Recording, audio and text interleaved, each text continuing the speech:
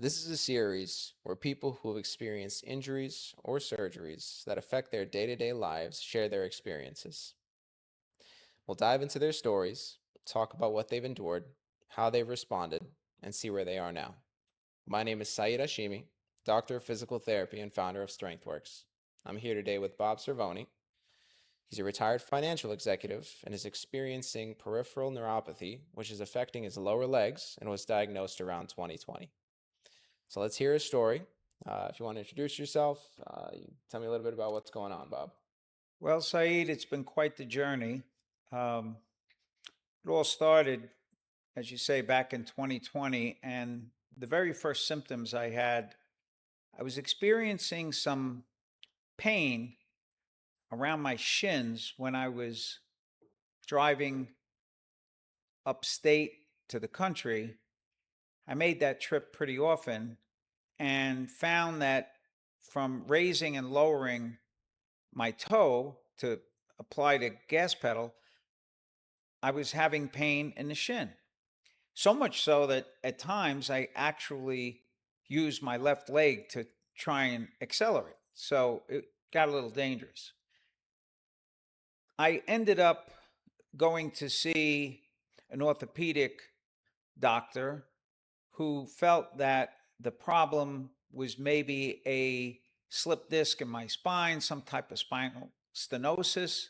And he treated me for that, including injections in the spine to treat the pain and so forth.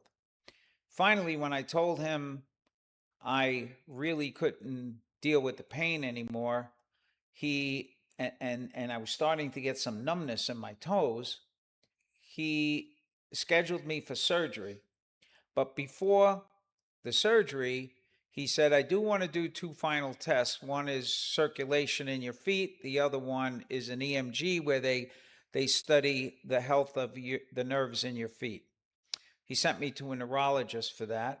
And he was the one, the circulation was fine, but the neurologist was the one that said, you have a real problem with your nerves in your feet. And we think you have peripheral neuropathy. Oh, I knew nothing about it, never heard about it before. And there started the journey to figure out the cause and what could be done for it. So, what was your level of function at that time? Like, what were you doing? Yeah, it really was very minimal, other than right in the beginning was just the pain occasionally in the shin.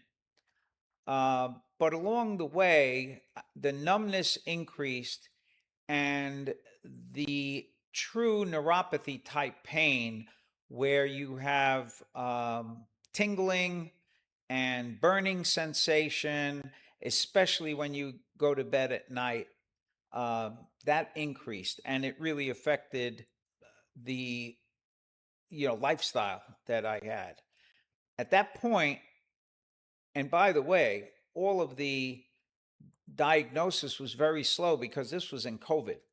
So it was hard to get a doctor's appointment, and you probably didn't even want to leave the house at that time. So um, it took a while. And I think that added to the progression of this thing, not being able to do anything for it. So in the long run, um, it continued to get worse, especially at night. And once I got diagnosed, that started a whole battery of tests, more blood tests than I even knew existed, a spinal tap, um, uh, just a whole DNA testing, a whole variety of things in order to figure out what was happening. I'm going to stop you there. Hmm. Let's take a step back.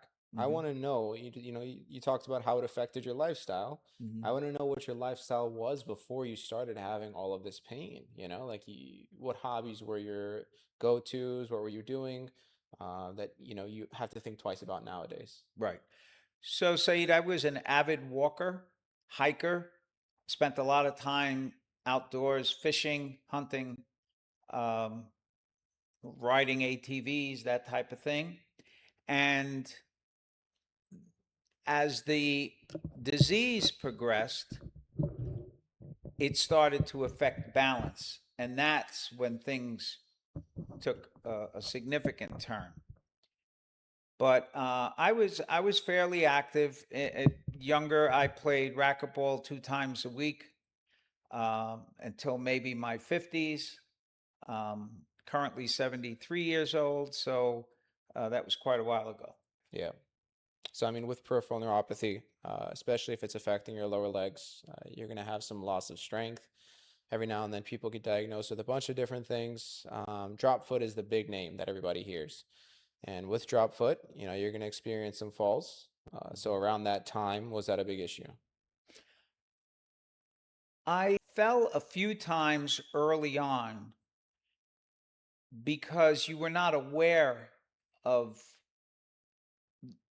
how the disease was affecting you. And so you went about your normal routine. Mm, But then I found that, especially if I was wearing a soft rubber shoe and I was walking on a tile surface and you got a little bit of foot drop, you would catch the floor and fall. Since then, I've become so aware. And with the training of physical therapy that we'll get into, I rarely fall now, but I'm focused on it all the time. mm, mm, Let me also add that when the neurologist saw that there was a problem, I'll never forget what he told me. He said, "Listen, I see one case like yours a year. I'm going to send you to somebody that sees 5 cases before lunch every day of exactly what you have." So he sent me to a Dr. Latoff at Cornell in the city, and this guy specializes in this stuff. I've read books written by him. I started to join organizations that had panels and discussions regarding this to become aware of what this disease was about. After all of the testing, it looked like they narrowed it down to one potential problem: the fact that I was a pre diabetic. Now, this is very common in diabetics, but in a pre diabetic, you can get the symptoms without being a full diabetic. And so they told me. So then we went down the protocol of making sure that you were not a pre diabetic and your A1C fell below the normal ranges. So his advice was, and he was very sort of proud of himself. He said, "Listen, keep your A1C under 6, keep exercising, and this will not get any worse and it may get a little better." Well, that wasn't the case. In other words, 30% of the people, as I understand it, with peripheral neuropathy don't even know what caused it, and they don't know what to do to make it better other than general things: low sugar, exercise, physical therapy, balance, gait training. People try acupuncture, chiropractors, and then there is a whole slew of medicine doctors trying to sell you different types of creams and pills and supplements that are supposed to help this, but very few of them do anything at all. mm. Yeah, I mean, the general rule of thumb when it comes to, these kinds of things is if it really does work, a lot of the times it has a really big wall of bureaucracy behind it where you have to get a license to, even refer it or anything like that. So, there's a lot of that for every single diagnosis or condition that people would be looking for to receive some type of help. But most of the time, a lot of these things either are placebo or, they just maybe taste good or just don't do as much as we want, unfortunately. But you saw a lot of doctors. You went that route to pretty much try to figure out what's going on. How was that process? Well, had the diagnosis been correct, and I would have been thrilled with that. But with what they call idiopathic peripheral neuropathy, where they really don't know the cause, it's very tough. So that's disappointing. As a matter of fact, the doctor was surprised as this thing progressed, it really got into balance issues. That's the main thing. Actually, the nerve pain I had early on subsided a bit. Hmm. But I've tried everything, red light therapy, everything you could imagine, and spent a lot of money doing it, but none of it really worked. The things that worked the best were the physical therapy, the acupuncture helped somewhat, losing some weight, that helped a lot. And right now, it's maintaining balance is the big thing. So So those are was the things. losing the weight more so of helping with pain that you were experiencing in the foot, or maybe just with your agility? No, it just from a health perspective, first of all, by losing the weight, you were able to maintain your sh- sugar levels, your glucose levels easier, lower and easier. Some people, s- say that alcohol is a big problem, but there's so many different types of peripheral neuropathy that you don't know where they're coming from or what's causing it. So I don't really have a problem with alcohol, but I'm not a big alcohol user at all. Glass of wine with dinner, maybe one cocktail tops, a couple times a week. That's all that I do there. But you have to keep moving, and you can't let the disease depress you. You have to feel like I'm your glass half full kind of thing. I'm happy for what I do. I'm happy that I could lead a pretty normal life. My loved ones are understanding, but if I have to walk down to the mailbox, it's a chore. I don't like walking now, but you do it when you have to do it, and you get exercise other ways. Did you ever try anything to help you with the walking, like a cane or walker, anything like that? I currently wear a brace on the leg that has a little more drop foot than the other one. A cane definitely helps, but I'm too proud at this point. I could do without it. But if I'm outdoors or in the country and I'm walking in the woods or with any kind of an uneven surface, I would use a walking stick or something like that. Helps tremendously. But I'm not quite there to take out a cane and walk with it. I just feel like I'm handling it for now, but just have to be very, very careful. Sure. I And mean, it walked very slow compared to everyone else. yeah, Though if you go to a doctor's office and the nurse is leading you to the examination room and yeah. she's halfway down the hall and you're trying your best to keep up, it's a little embarrassing. And turn around, what happened to him? No, they're usually at 150% anyways, just Yeah. throughout their day, so busy, you know? Was surgery ever an option? No, there is no surgery for peripheral neuropathy that would help. There would have been surgery if it was spinal stenosis. Hmm. They could have corrected some of the The disc. disc? Yeah, yeah, disc surgery. But there's nothing. Look, in all the books you read, they go, listen to the good news. You're not going to die from this. Mm, You know, you might trip and hit your head and die, but you're not going to die from this disease. mm-hmm, So it's another way to look at it. It's not terminal, mm-hmm. but you could, if untreated and you don't take care of yourself and you don't keep up with it, you could end up in a wheelchair. Well, you said that you lost a good amount of weight. How much weight are we talking? 40 pounds. 40 pounds.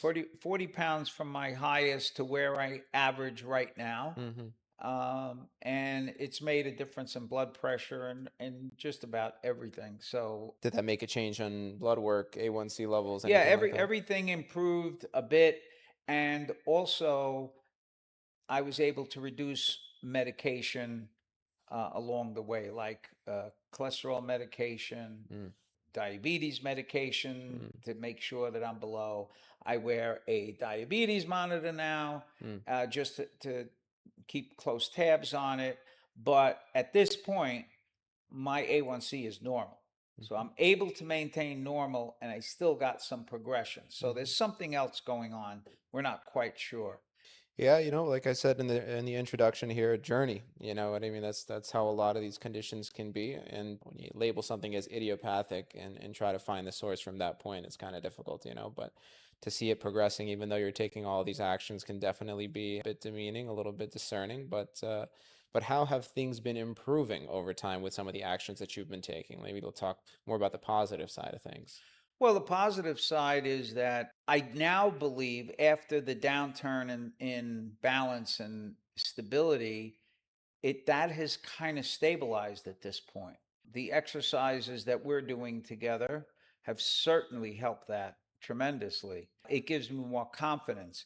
Even if I am going to fall, we've practiced on how to recover from that trip or whatever. So you're not really going down to the ground. There are certain things you just don't do. I don't, go to church and really kneel straight up anymore. I would, I would kind of lean on a bench a little bit. So there's certain things you don't do. Just at my age, it's difficult for me to get down on the ground, as you've seen, and then get yourself back up again. Mm. It's not like when you were 20 or 30, that's for sure. So probably out of everything I've done for this disease, the ongoing physical therapy is been probably the thing that has impacted me the most on living with this problem. Yeah. Yeah, physical therapy, just like weight loss, can affect things indirectly in a lot of positive ways. So a lot of people with a lot of different conditions like arthritis or, whatever it may be, where they're losing function, once you get started with some type of routine or program just to get moving and kind of break the ice on a lot of these things feel better. But, me being your physical therapist, and trying our hardest to see Hmm. if we can make a difference on this. It hasn't changed in terms of muscle strength in that area. The foot doesn't really go much higher. The fluctuation, I feel like, has stabilized. Beforehand, sometimes we lose your toe where it doesn't move, and then sometimes it does it really well. But what I'll say is this: everything else has gotten a lot better. Your ability to move, your ability to use all of your hip and knee muscles to counteract the weakness in the ankles. That's made a huge difference, I feel like, with physical therapy. But you've had a journey with physical therapy as well. How long have you been doing that? Since the initial diagnosis of 2020 or? Yes. Well, shortly, remember that it was first diagnosed as spinal stenosis, and they sent me to physical therapy for that. So the Mm, treatment was a little different. mm. And then there was cortisone shots, as I mentioned, in my spine. It was all a waste because it wasn't my spine. Did you have back pain? No, there wasn't back pain. It was they felt that something in the back was causing the pain Mm, down here. see. So pinched nerve, it was something going on, and Mm, where they thought the spot in my spine was is where they were injecting 2 times. They injected cortisone, and that was not a pleasant experience. It yeah. was almost like when they did the spinal tap to get my spinal fluid to analyze it for what was going on there. Oh, yeah, yeah. Getting to the point where you have to have a spinal tap seems like you went through a lot of diagnosis measures, like a lot of screenings and scans and so on. Right. But you've been doing physical therapy for a long time. How has that changed, aside from the diagnosis changing? How has that changed in terms of your progression with it? What were the exercises in the beginning? What kind of exercises are you doing now? Well, that progression went from a more standardized clinical kind of you know, where you had an assistant work the exercises with you, the physical therapist would assign you the exercises. It wasn't as specialized as it is now. And we basically had no time really to do any upper body, which I think helps because the strength of your upper body, if you were to fall, you have a little bit of strength to control yourself. So in the beginning, it was very commercial kind of, and then it became a little more specialized. And then since I've been working with you, and also the physical therapist kept changing, right? Mm, So now working for a period of time with the same person who really gets to know you, really understands your weaknesses, I think that that's benefited me quite a bit. mm. Yeah, as your physical therapist as well, I would say that gives me a little bit of an advantage, because we've Mhm. tried things, Mhm. and that's One of the difficult parts with physical therapy, we don't, like, not everyone does x-rays or ultrasounds or something to find a direct reasoning. A lot of the times we have to kind of try something for a couple weeks or so on and then see how it goes. So span that across 2+ years that we've been working together, that's made a really big difference in being able to tunnel in and focus on specific problems that you've been experiencing. So that's something that you would recommend someone to do, is kind of stick with a physical therapist. If And you can, yes. And I'm lucky enough to have a sort of a home facility that allows us to have all the equipment we need here. Some people may not be able to do that and have to go to a place.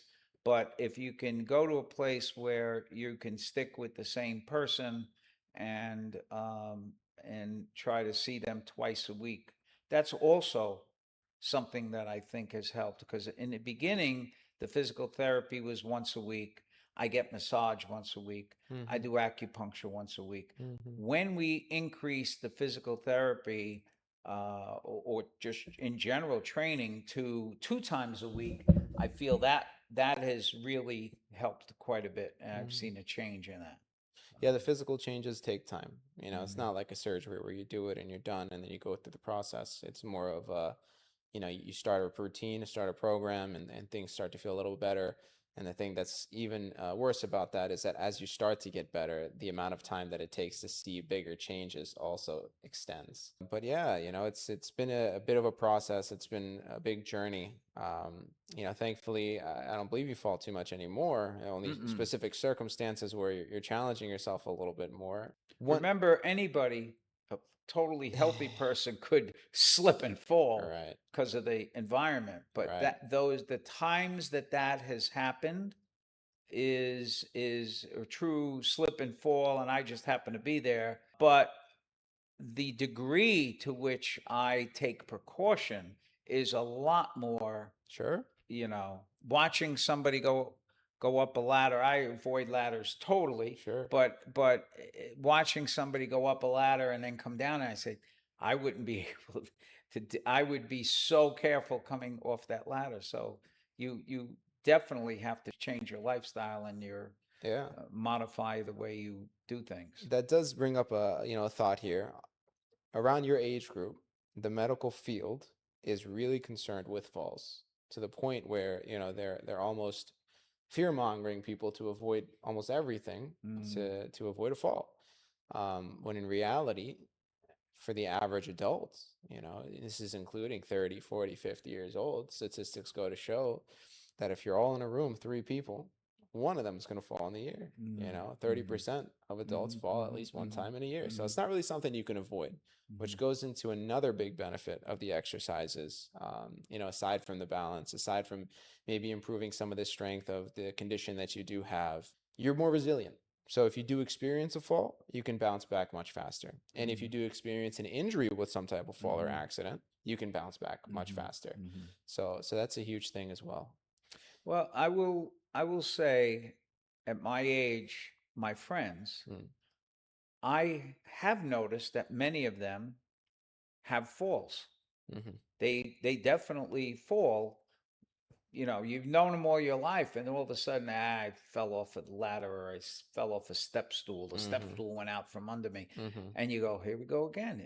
It's like I don't know what happens to you, but you even without peripheral neuropathy, I'm just talking in general. That's what I'm Once you get saying. over that 70 mark, and when you get to 80, you're not doing too much, but you fall, and then after 80, you're breaking your hip, and it could be the end because it's a very tough recovery. So, Well, look, if I haven't told you already from some of the sessions that we've already had, age is important when it comes to specific risk factors.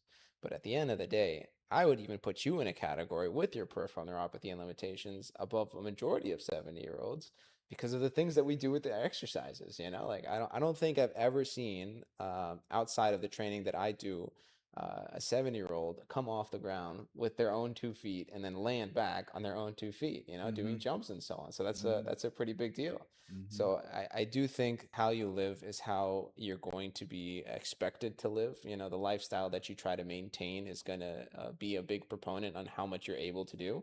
can't stop everything. Idiopathic peripheral neuropathy, who knew that was knocking at your door at the time that it did, and who knows what is to come for anyone. But we all have a decision what we do with the 24 hours that we have, and I think as long as you make that decision to try, you'll get something out of it. But it has been a bit of a process. You've experienced a lot, ups and downs. You've gotten a little bit better, a little bit worse. I would say for the most part better with these conditions. What advice would you give to people who are experiencing it maybe from the beginning? Well, I would say find a really good neurologist, get the testing, and do whatever you can to keep moving and keep a positive attitude. That's your basic. Everything else is one off. You know, yes, I found several supplements that I think help. I've found creams that at night calm the burning, still some burning, but it's not to the point now where it's keeping me up at night. I'm lucky. I've never taken gabapentin. I've never taken Lycra, whatever the other drugs that they use for this, because they have pretty serious side effects. So get help right from the beginning. Take it very seriously because it will progress. And whatever you can do in the beginning to slow that progression gives you more years of a better lifestyle. Would you say that there is a shining light through your experiences that is the main go-to when it comes to making sure that you're on top of everything? Reading and joining the chat groups, understanding what other people are going through. There's a Peripheral Neuropathy Foundation that has periodic seminars you can go to. All of that really helps. Knowing other people are going through this, reading books about it, just becoming knowledgeable, and hopefully someday there's a breakthrough where they could regenerate these nerves. Maybe not in my lifetime, but sometime there will be. Yeah, medical field is expanding, Yeah. faster than we can see it. Yeah, So, stem cells, there's certain things on the horizon here that might be very helpful. yeah, yeah. Any breakthrough type of things that the doctor might have mentioned? No, there's nothing right now. They every now and then you hear about, like a supplement called Lion's Mane or some other supplement that they're having positive results, and but everybody's different. So if Lion's Mane helps 2 out of 100 people, well, that's 2 people that have been helped Right, by it. right. But so you try things and you see how it affects you, and you go on. But I basically take a sort of a handful of supplements every Yeah, morning. yeah, And most of these are not from the doctor. They're from reading what works for other people and sure. doing research and so forth. I'm a big proponent of as long as it's not harming or it's not causing you significant difficulty to attain it or anything like that, it's worth trying if Mhm. it's out there and people are Yeah. saying that it might help, especially people who are experiencing it. Because nobody knows everything, No. um, Yeah. and who knows A lot of how people people respond. now are pushing peptides, so I don't know too much about them, but Sure. I'm starting to see it come up in the thing, and there's certain ones that are working and not working, and so I'm kind of keeping my eye on that, Yeah, yeah. but I'm not ready to jump into them yet. Yeah, yeah, and I think that if it was something that you would benefit from, I would give the benefit of the doubt to the neurologists and doctors that you are seeing to be able to determine that that would be something good. So, but all right, we've discussed a lot. It's come towards the end of the conversation here. Is there anything that you'd like to discuss or maybe kind of put out there before we finish up here? No, just if you end up getting this disease, just read everything you can, be as knowledgeable as you can. Buyer beware on all the crazy stuff that's out there. Get yourself a couple of good people, physical therapy, massage, acupuncture, chiropractor. These type of people would definitely help, and you evaluate who helps you the most, and you keep those, and you move on from things that don't work. Watch your diet and see how your body reacts to what you eat, and then try to avoid the things. If you eat it once and your feet hurt and you eat it again and your feet hurt, well, maybe you shouldn't be eating that, and because everybody is different. So that's the most I could say. And most important, keep a good attitude. You got this. Don't let it win. You win. Well, I appreciate the time, Bob, and hopefully see you getting stronger in the future. My pleasure, and thank you for all you do for me. Absolutely.